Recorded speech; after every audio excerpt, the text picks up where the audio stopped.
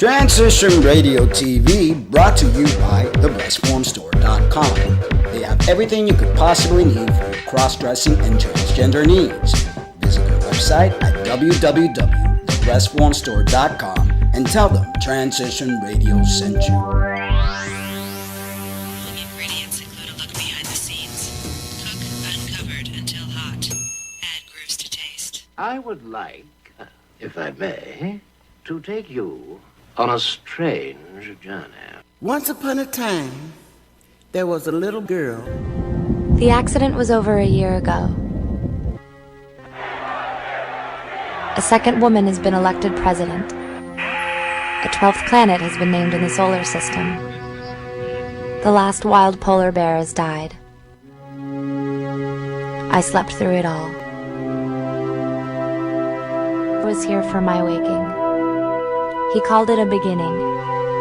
He said it was good. I think he may have thought that anything I did was good. Welcome to Transition Radio.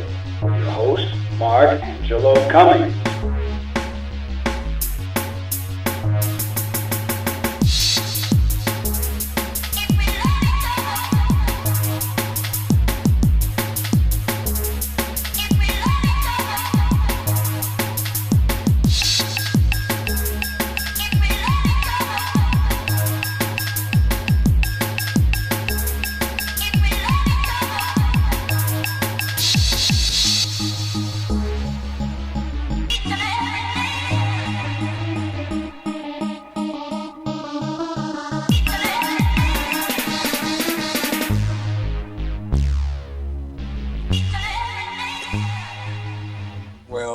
Hello, and welcome to Transition Radio TV.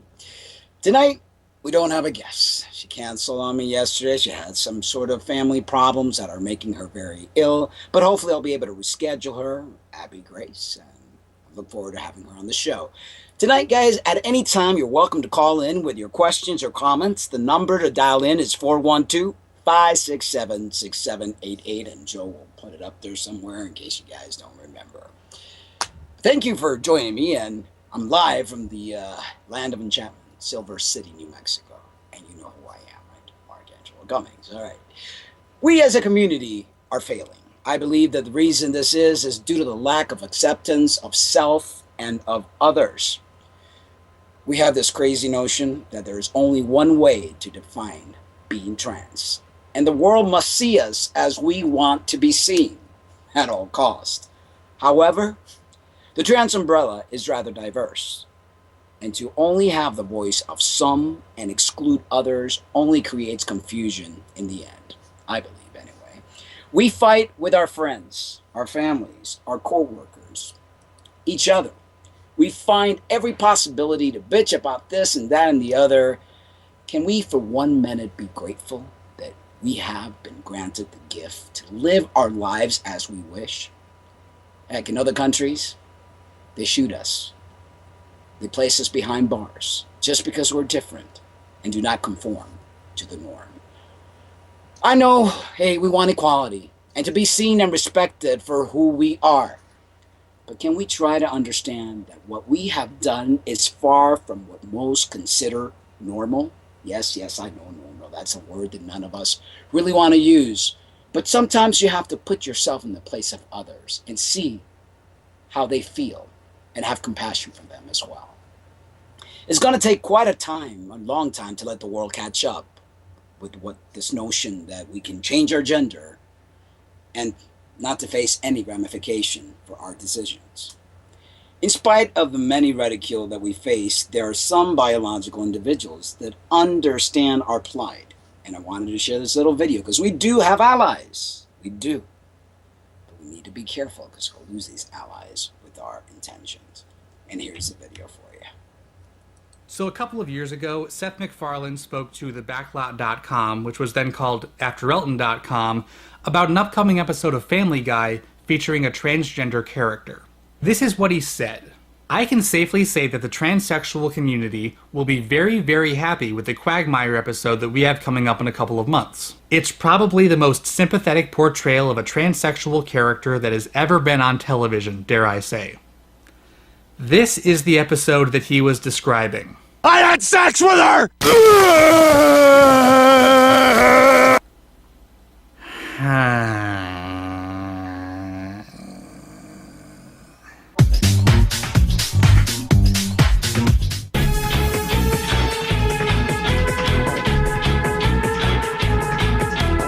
As much as I would dearly love to blame all of life's problems on Seth MacFarlane, this isn't a trope that he invented. Transgender characters, particularly trans women, have an unfortunate history of being portrayed not only as objects of disgust, but of deceit. Their identities are used as plot twists, and in the most malicious examples, they're portrayed as traps that straight cisgender men fall into. And for some reason, immediately barf? Seriously, guys, what is with all the barfing? Perhaps the most iconic example of this particular trope is in The Crying Game, a thriller from 1992 about a member of the Irish Republican Army, Fergus, who becomes involved with a deceased British soldier's girlfriend, Dill, who is later revealed to be transgender, by which I mean they're about to have sex and then we get a close-up of her business. I actually feel like this is probably the most sympathetic example of this trope to date. Like, yeah, Fergus does the barfing thing, but he gets over it relatively quickly, and he even ends up staying in the relationship in spite of some much more dangerous complications. The whole thing's framed as more of a misunderstanding than an outright deception. I'm sorry, I thought you knew. But The Crying Game also came at a time when it was a lot more common for people to conflate transgender women with gay men, and it doesn't do a great job of making that distinction. Thing is, Dill, you're not a girl. Details, baby, details. In fact, there are a lot of reviews from '92 calling Dill a transvestite, or a gay man in drag. And I can't even unequivocally say that she's not that, because the movie never quite makes it clear. I'm not even sure it knows the difference, because as far as the narrative's concerned, the difference doesn't matter. That's a trait it shares with other movies, where the reveal of a character's sex is little more than a cheap gag at the expense of trans people. Is the murderous Einhorn from Ace Ventura a trans woman or a man in disguise? Who cares? Look how gross she is. Ew. Hell, this has even happened on reality dating shows. I'm not a woman. I was born as a man. Well, at least they're not barfing.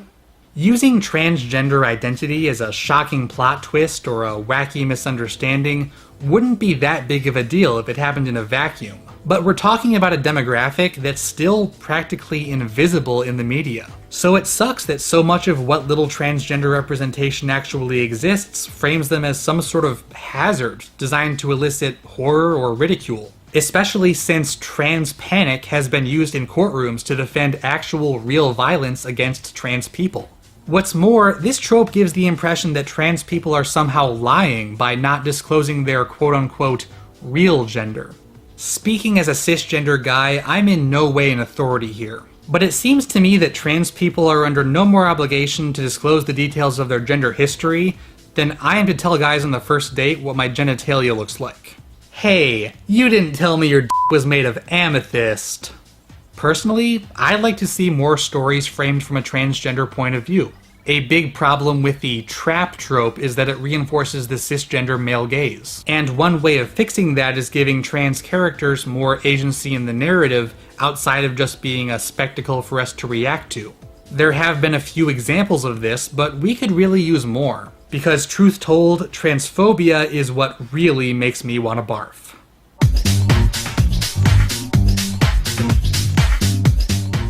Pretty interesting video. I mean, I disagree with some of the things that he says. I think disclosure is a must. I mean, that's one of the reasons we end up seeing a lot of hate crimes. If you're going to go to bed with somebody, they're entitled to know your past and they're entitled to know what you have in between your legs. I mean, that's just my opinion. You know, everybody has their own. But I wanted to bring this video up because we do have a lot of allies. I mean, as a community, we complain a lot about all these terrible things that are happening to us, but we do have people that are on our side and do understand us. Even Facebook, I was floored when Facebook all of a sudden created this new option of, instead of the regular male and female, now you could actually depict if you're genderqueer, if you're trans, if you're an FTM. They have all these different options now for us. And I kind of wonder, why all of a sudden this change? And I think and I'm believing that they've hired some transgender consultants to get with the time, because it's like with GLAAD doing all their pushing and with all this political stuff that's going on, everybody wants to be politically correct and they want to do the right thing because that's what humans do. Not because they really care per se, but they want to look good and they want to be able to advertise and sell their products and do the things that they do and be politically correct. So Facebook now has these great options, which I think is great. Right away I changed mine to transgender and FTM because you could actually pick a few. And I wanted to share this video regarding this whole process.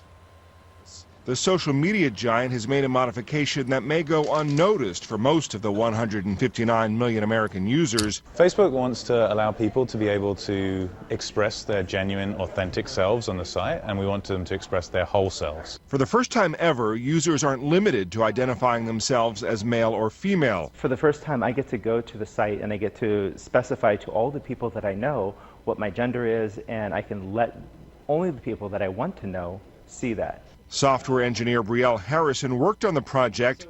She's also undergoing gender transformation from male to female. It's the best way for us to be able to express ourselves and to let people know who we really are. There are actually about 50 options, including androgynous, intersex, and gender fluid. The transgender community has been having a lot of progress in regards to inclusiveness and to being accepted in society at large. And this is a very good way to do it. It's a step forward that came after years of lobbying from Facebook members. It also follows changes made by other sites, including Flickr and Google+. Just having it as an option says a lot to their openness and inclusiveness with the people who use their website. But even that openness has a limit. All users can manage whether others can see their gender identity on Facebook. Matt Friedman, Associated Press. Okay, we are able to put if we're trans, this and the other, and these same people that lobby for this are also lobbying against the word tranny. Now, I remember a couple months ago, after the whole RuPaul thing blew up, you couldn't even write the word tranny on Facebook. Jane County got her account suspended for a while. I got my account suspended for, I think, a week, because I had a sign or a picture with the word tranny on my lips. I mean, it's like one of those things. You want freedom of speech, you want to identify as you wish, but you want to control what other people think and feel. Everyone's entitled to their opinion. Everyone's entitled to identify as they wish. As shows that we've had in the past, what was her name? Madison. Beautiful, beautiful video that she put together saying she identifies as a tranny. She has no problems with that word. Others may. The key is we have to learn that we all think differently and we're all entitled to our beliefs, and the best that we can do is agree to disagree.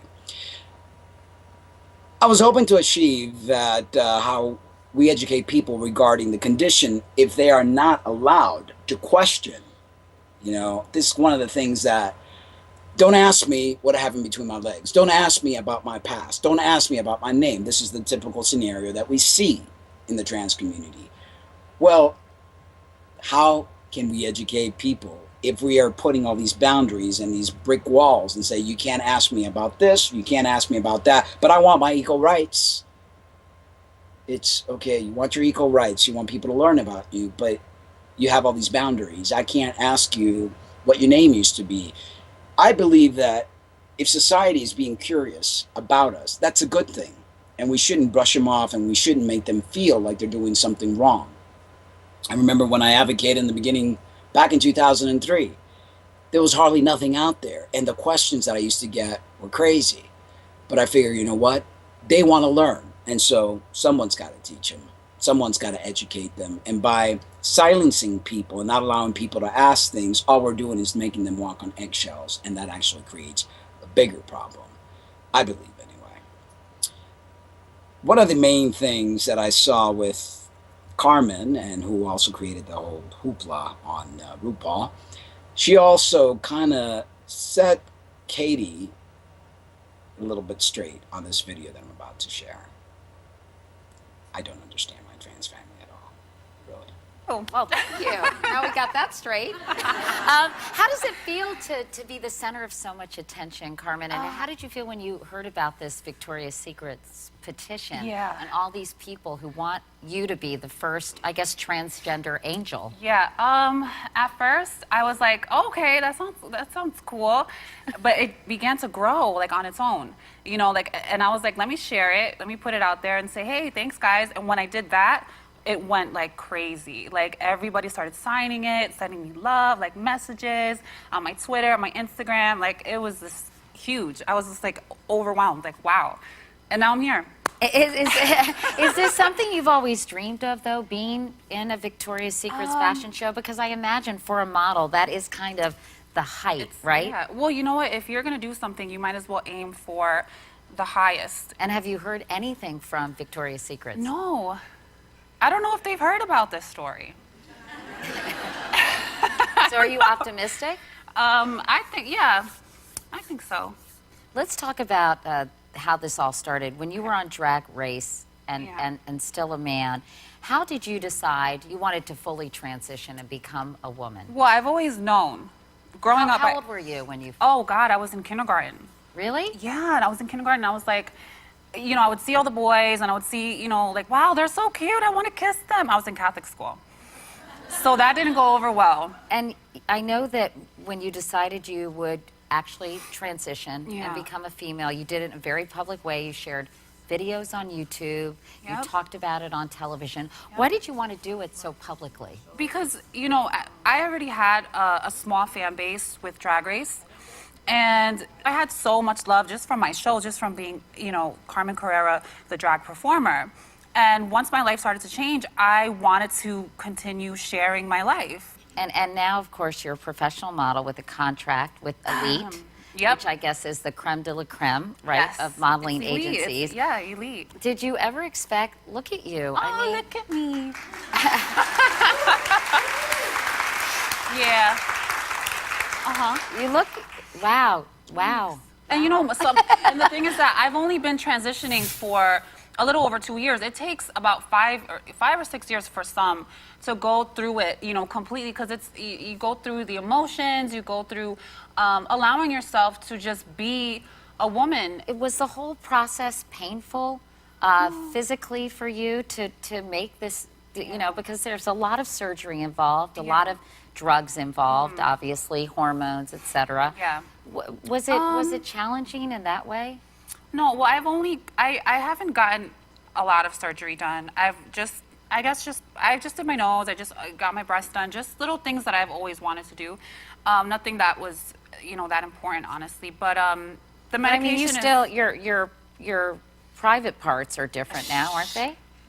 I don't want to talk about it because it's really personal, and I don't know. I'd rather talk about my modeling stuff. I'd rather talk about being in W and being, you know, maybe in Italian Vogue and doing fun stuff and showing people that after their transition, there's still life to live. There's still, you know, I still have my career goals. I still have my family goals. I want to have kids. I want to have more kids, you know, like I want to focus on that rather than what's down here, because that's been spoken about so many times, you know, like in other interviews with other trans people, they always focus on either the transition or the genitalia. And I feel like trans people, there are more to trans people than just that. Yeah, I think probably because it's still a mystery to a lot of people, and I think maybe that's where it comes from. I hope you don't think it's sort of prurient interest, but yeah. You know, that kills me. Talk about hypocrisy. She goes in this fame and fortune crusade. The only reason she is where she is because she's trans. If she would have been a regularly, I hate using the word cis, but genetically born female, she probably wouldn't be anywhere. But now, when it comes time to a host who has her on the show, she made the host feel this small because she asked the question that many people want to know. I mean, it is what it is. But yet, when it comes to, yes, I want the contracts and I want to make money, and she went on RuPaul's show, and even after she got a lot of her fame and fortune from being on RuPaul, she reprimanded RuPaul for using the word tranny. It just, I don't know. I totally get I can't even find the words. But anyway, whether in real life or on the internet, people in the transgender community often have to deal with males, though to be fair, there are women who do this too, who make unwanted overtures towards transgender people. Within the community, they are often referred to as admirers, trolls, as in trolling for dates, or tranny chasers. Their reasons for seeking out transgender people vary, but often it seems that they are attracted to transgender people simply because of the social taboo. The prospect of relationship with a T-girl or T-boy is considered exotic and very sexual arousing. In that respect, the trolls and chasers have sex fetish and for transgender people. Some also admit they're gay, but do not want to be perceived publicly as gay, and dating a transgender person maintains the illusion of heterosexual relationship. Trolls and chasers rarely are able to see transgender people as anything other than sex objects. On those occasions when a relationship does occur, it often doesn't last once a transsexual undergoes sex reassignment surgery and becomes less exotic. The more insidious trolls and chasers are actually attracted to the vulnerability of many transgender people, seeking to exploit them for their own needs and desires. Some trolls and tranny chasers are transgender themselves, but are afraid to exhibit the behavior for whatever reason, seeking instead to live vicariously through another transgender person. Though such people are not exactly part of the transgender community, they are ever present on the fringe of it in all but the most decidedly policed transgender spaces. By and large, their kind of attention is not solicited nor appreciated by most transgender people, usually due to the initial assumption by trolls and chasers that all transgender people are sexually deviants or deviants, which leads to highly inappropriate and often graphic introduction. Well, here's a little cute video by Jocelyn Fox called Tranny Chaser. Is some tranny chasers up in here? Welcome to my stratosphere. Make a move, what you wanna do? I ain't got no time for no looky-loo. Is some tranny chasers up in here? Let me make one thing clear. Make a move, what you wanna do? I ain't got no time for no looky-loo. Hey, work, give it on the phone. Looky-loo, looky-loo. Hey, work, give it on the phone. Looky-loo, looky-loo. Hey, work, give it on the phone. Looky-loo, looky-loo. Hey, work, give it on the phone. Look-a-doo, looking at you. I've seen the way you want it and you want it bad. If it's bossy, you can't regret the feeling that you never had. If it's bossy, so take a bite, baby, let it do it fast. If it's bossy, hurry up, cause you won't get another chance. If it's bossy, just because you want me, that's what makes it gay. Every time you watch me, that's what makes it gay. Do you wanna be me? That's what makes it gay. Or do you wanna be me? That's what makes it gay. Just because you want me, that's what makes it gay. Every time you watch me, that's what makes it gay. Do you wanna be me? That's what makes it gay. Or do you wanna be me? That's what makes it gay. Just because you want me, that's what makes it gay. Every time you watch me, that's what makes it gay. Do you wanna be me? That's what makes it gay. Hey, work. Tranny chaser. Yeah, we see a lot of that nowadays. Even with the trans guys, which is the latest thing, which I think is kind of cool to be wanted as a sexual object, I guess. Yeah. One of the chief problems within the so-called transgender community is that the individual groups which are perceived as comprising it have little common grounds in actuality, nor do they exactly group together under the transgender umbrella term by choice, and some people who find themselves lumped into this classification are not happy about it. This trend towards infighting and splintering to form factions with their own narrowly focused agendas, leading to a lack of focus of larger issues, the individual groups within the transgender community cannot even agree what those larger issues are, much less the best way to address them. Adding to these fracturing of the community are those within it who would prefer the creation of a social third gender, where they would not be expected to conform to social norms of male nor female. I kind of fit into that. This is particularly problematic for other trans rights activists because it would require an uphill battle to re-engineer a society which is firmly rooted in a binary concept of sex and gender. There are also charges from transsexual groups that the entire trans right movement is dominated by the cross-dresser agenda, and how their agenda may actually be hindering transsexual rights. The argument goes something like this. Heterosexual cross-dressers maintain their male lives and jobs. They have the financial security to contribute money to the lobbying efforts. But in exchange, they demand trans rights, include establishing their legal rights to cross-dress anytime, any place they desire. The transsexual group argues they do not have the resources to contribute to political activism because of the staggering cost of transition and the right to change birth records and protection from being fired. And legal status as their target gender are more important. These things are of little interest to cross-dressers who do not need to change their legal documentation nor require legal recognition as the opposite sex. In many cases, their jobs are also secure, with the minor exception that they like to be protected from things if they are seen cross-dress off the job. For those cross-dressers who do wish to come into the workplace cross-dressed, many transsexuals argue that fighting for the right to do so is hampering efforts for transsexuals by creating unnecessary opposition from the business community, who have visions of drag queens as fishnet stockings and stiletto heels coming and disrupting their workplace or making them look foolish in front of business partners or customers. Transsexual people simply want to be able to come into work dressed in the appropriate workwear of their targeted gender. Now that's really interesting, because it's like transgender people want to be accepted, want equality, but they're trying to hamper everybody else's effort. They want to just squash everybody else or squash everybody else, and it's wrong. We all have a right to live, and the cross-dressing community is a lot larger than the transgender community. And my famous saying, as well as Jess when we're together, is there's no such thing as not trans enough. We have to learn to accept and love one another completely. Now here's another video. It's called Arguments Against Being Trans. Very interesting take on this.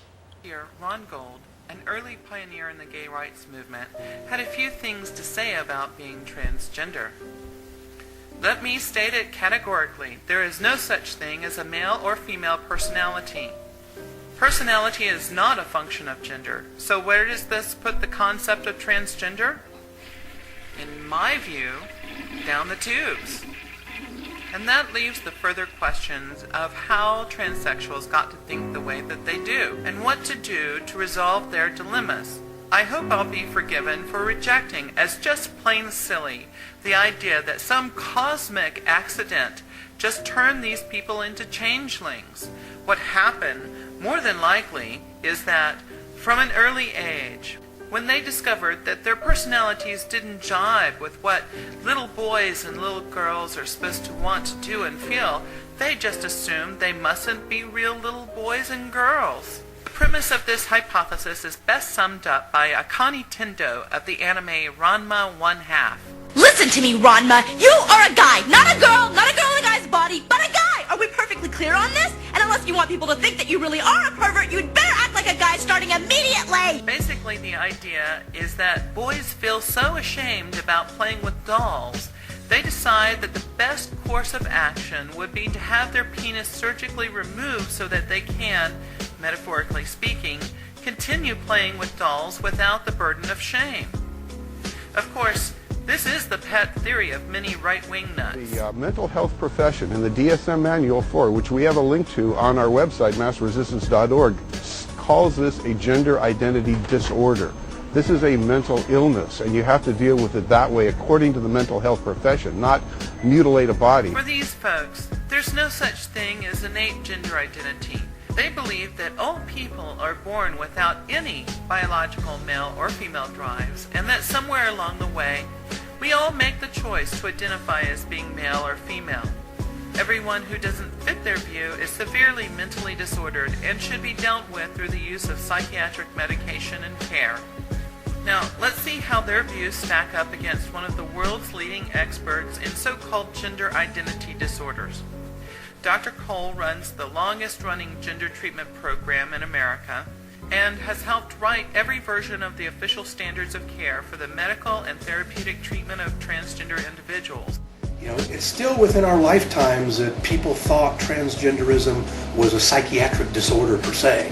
Fall back on the example of childhood autism.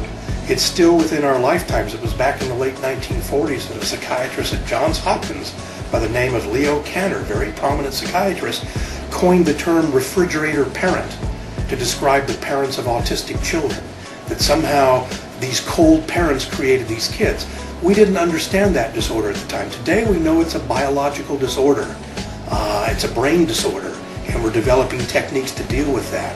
I think today the stance of WPATH is that transgenderism is likewise a neuroendocrine kind of condition, something that goes awry in utero, and then we see it manifest as that child is born.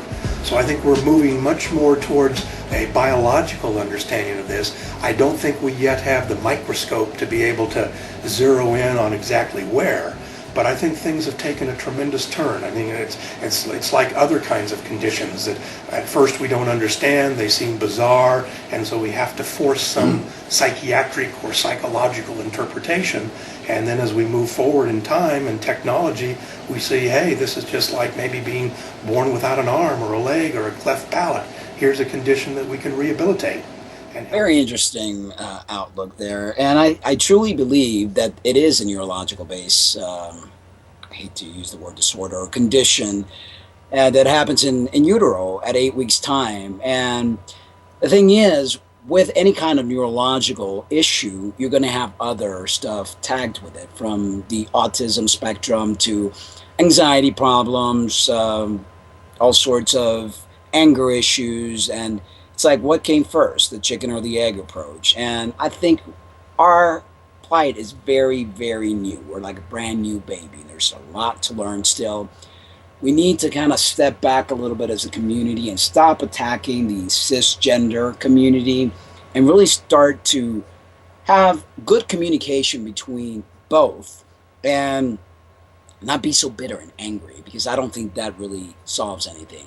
I like to be the devil's advocate. That's why I'm constantly bringing things up that are controversial. I get attacked a lot by it, but I believe that it's the only way we're going to grow. If we open our minds up and see the possibilities and see how, well, this is how people think. How do we get them to think differently? How do we prove ourselves a little bit more instead of being angry at the world all the time?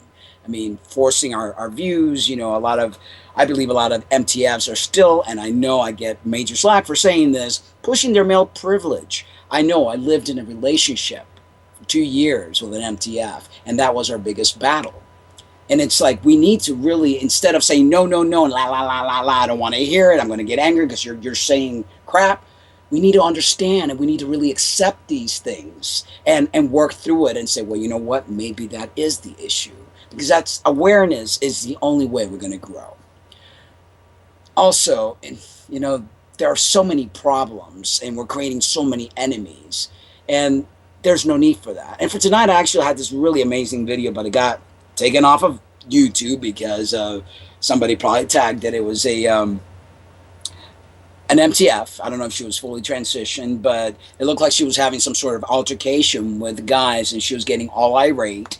And it was like saying, I have a PUSSY. You know, I'm sure I'm allowed to say that, but I don't like cussing.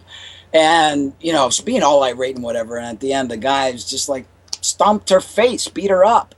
And I know not every trans person creates a situation, but I believe that we learn to like just step back and realize, okay, this person is calling me a name. Why is this person calling me a name? Well, maybe it's because I don't quite look female completely, or I don't quite look male completely.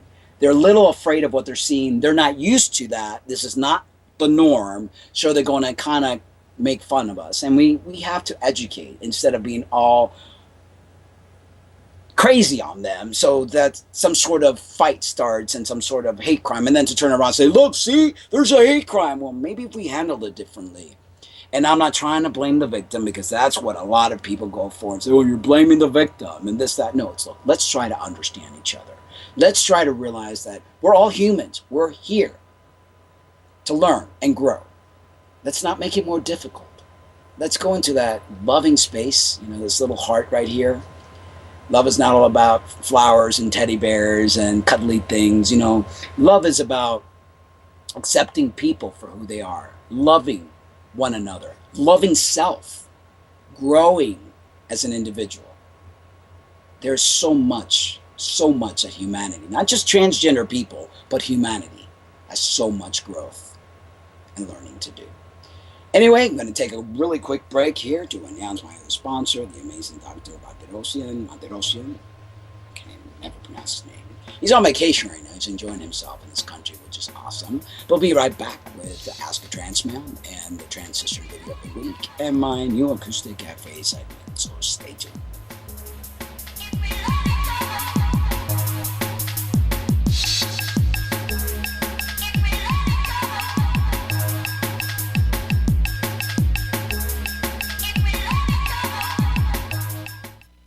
Dr. Varden Maderosian is a facial feminization surgeon in Jupiter, Florida. He did a fellowship in facial plastic and reconstructive surgery with one of the fathers of facial feminization surgery. He has also completed an extensive training in FFS for the past 6 years, working in close contact with his mentor. Dr. Maderosian performs surgeries in his office in a fully licensed operating room or in the local hospital with highly trained and reliable staff. Give him a call today at 561-624-0900. That's 561-624-0900. Dr. Maderosian is highly qualified and understands our needs.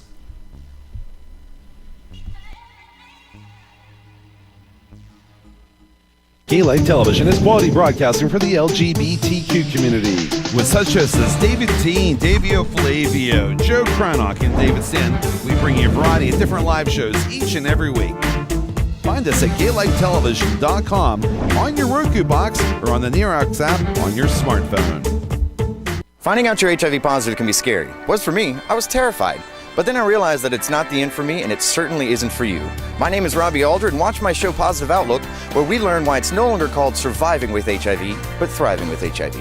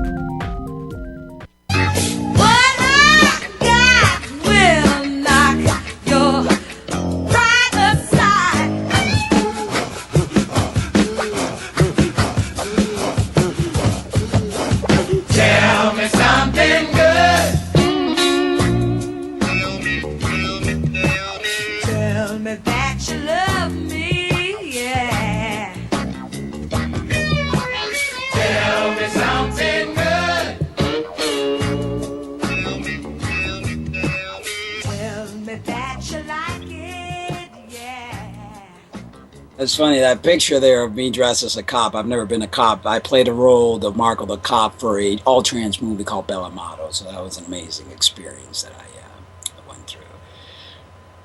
Ask a Trans Man, that's the section now. Well, I got this email, and it was I get emails from all over the world, and that's what keeps me going, because a lot of people really tell me how they feel and how much they appreciate the work that I've done for the community, and that keeps me going. Anyway, he goes, I am a fan of Steam Powered Giraffe and just saw a Bunny Bennett interview with you. I think you're a wonderfully insightful person. I've been saying many of the same things about the toxicity of the binary gender roles in our society. I've become an ally to the LGBTQ community, even though I'm not a member. I'm a cisgender heterosexual male who has struggled with not fitting into the binary gender roles. I'm a nurturing male, and because of this, my masculinity has been called into question multiple times by the less enlightened. I felt a kinship to your community because I too was born different. I have a cleft palate and lip. Due to this, I have fought my own battles with body dysmorphia. For the longest time, I saw my lip scar as a neo sign. Was this truly the case? Not really. It was my own personal hang-up. There were other factors in my life that challenged people's ideas about gender, and because of that, I made them feel uncomfortable. If you were to meet me, I come off as a very sensitive, geeky, regular guy. The last 2.5 years, I've been healing after leaving an abusive physical, emotional, and psychological relationship with a woman. That situation also made people question my masculinity. It seems to me that Western culture has perpetuated a toxic form of masculinity that does not allow for any other interpretation. This is incredibly frustrating when you do not fit in. In the episode of your show, I saw you seem to be reflecting many of my opinions. I could be incorrect. I agree we need to find balance in ourselves, in a world, and in general. We also need to be willing to accept people for who they are always. Everything you stand for is what I support wholeheartedly. You mentioned the concept of transgender as shamans. There's also a tradition of the form shaman, one born with a birth defect, who has a connection to the spiritual because of their physical challenges. I myself am a shamanist. I use the term since shaman denotes a leadership position. In a way, I see you as a brother in the path. Thank you for your work and example, Richard. Yes, Richard, you were right about assuming what I was saying. And yes, the transgender community just thinks that they are the only ones suffering, but there's so many people in this world, whether they have some sort of condition that makes them feel as an outsider. A lot of people that are really not part of the LGBTQ, but don't fit into the roles and these boxes that society wants us to be part of at all costs. I believe that we are evolving as a species. We're kicking and screaming, but I believe that there's something so wonderful taking place in our world. That there's so many healers, from indigo kids to the crystal kids to transgender individuals to every single person in the LGBTQ community, as well as our allies like yourself, Richard. I believe we're going to get it right because I believe deep down inside humanity is good. All we have to do is try to change at least one person at a time. Try to, as a community, understand ourselves, because I truly believe that many of us in the community don't have a clue. We're just a bunch of like adolescents just screaming out, or babies screaming out and not knowing that you are here for a reason. This is not about just going from one box to another box. This is not about the boob jobs, the nails. This is not about the muscles. No, this is a deeper, deeper issue. And it's to evolve as a human race. So thank you, Richard. Looking inside the cupboards of our minds, the pain and suffering that we tend to express so often, day and night, can they be calmed through love and understanding? And can we learn that it is more than just a finding? It is our past and our future. We are more than an illusion. And now, for the transition video of the week with Benton. Hey guys. So this week was my 1-year anniversary on YouTube. And so today, I will be talking about showing the process and changes that I go through as I transition from female to male. But tomorrow is my first endocrinologist appointment. Hey guys, so today I am 2 weeks on testosterone. This is my voice 1 month on T. This is my voice 1 month on T. This is my voice almost 2 months on T. Hello! I'm 2.5 months on T today. So, yeah. 2 months, between like 2 months and 4 months is where you start noticing changes. And I've been noticing changes. Today is August 18th, Sunday at 1:38 in the morning. I am a little over 2.5 months on T. Hey, do you see it? You know what that means? Today marks 3 months on T. This is my voice 4.5 months on T. This is my voice 5 months on T. And that brings us to today, where I am 1 day from being half a year on T. So, that's a pretty big accomplishment for me, I guess. And the reason that I wanted to make this video is because A, the voice is the first thing that changes, and B, because for my 6th month I really wanted to make some sort of comparison video but I want to save an actual timeline video for when I'm 1 year on T, just so that I have enough stuff to compare and make it really good and stuff. So yeah, but voice comparisons are funny because, you know, I can be talking like this or I can be talking like this, and they're two completely different tones. So you really just have to find where you're talking just honestly and you're not like this or like this. So yeah, that's about it. Thank you for watching my little 6-month video voice comparison thingy. Yeah, but thank you guys for watching, and I will see you next Thursday.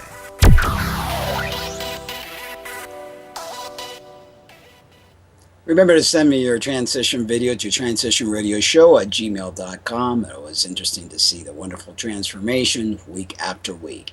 It's amazing to see that. It's especially the voice change. I mean, that was like, I felt like a pubescent little boy crackling every other word that I said when I started doing this. But anyway, guys, I want to thank my sponsors. I want to thank my advertisers, Katie, Leon, wonderful. Arthur, please check out the website and check out the many books that she has. And also, please support the sponsors. I want to thank every single one of you. I want to thank Gay Life TV. Check out their new website. It rocks. And thank you, Joe, for the amazing work you do week after week. I love you. Oh, you're welcome. Yeah, definitely. And guys, I want to tell you I love you. But remember to always love yourselves too. I'm ending the show with a song I wrote for a transgender female who committed suicide because the elitists drove her to that. And someone asked me to write a song for her. And the song is called October Rain. So here we go.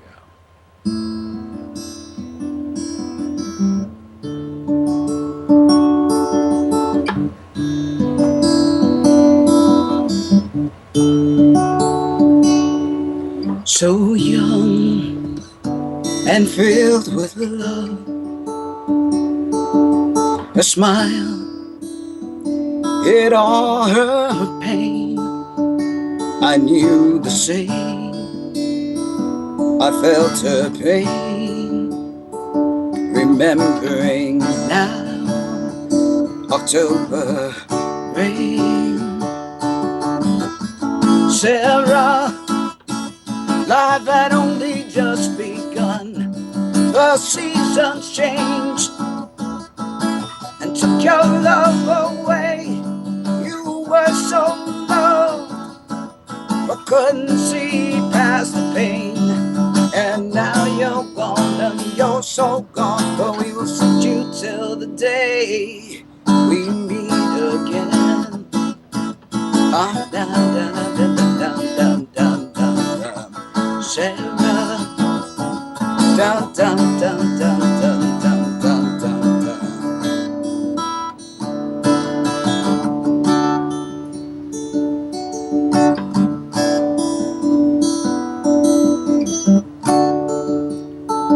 Your mother cries all through the night. Just so you know, we've gotten tired. We cry for you, we share the pain.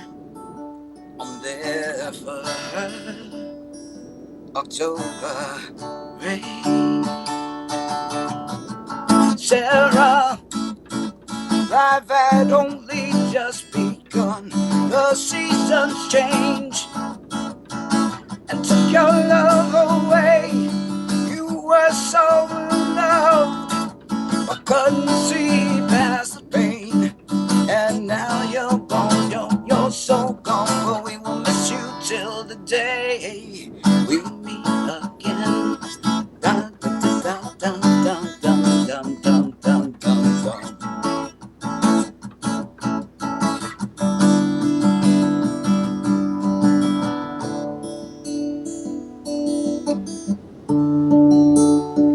The years go by and nothing's changed. We feel the hurt and miss your face. You were so true, so warm and kind. I only wish to turn back time. Sarah, life had only just begun. The seasons changed and took your love away. You were so loved, but couldn't see past the pain. And now you're gone, and you're so gone, but we'll miss you till the day we meet again. Da, da, da, da, da, da, da, da, da. Sarah, da, da, da, da, da, da, da, da, da. Oh, da, da, da, da, da, da, da, da, da, da, da, da, da, da, da, da, da, da. Sarah, da, da, da, da, da, da, da, da. I love you, Sarah. Da, da, da, da, da, da, da. Da, da, da, da, da, da, da, da.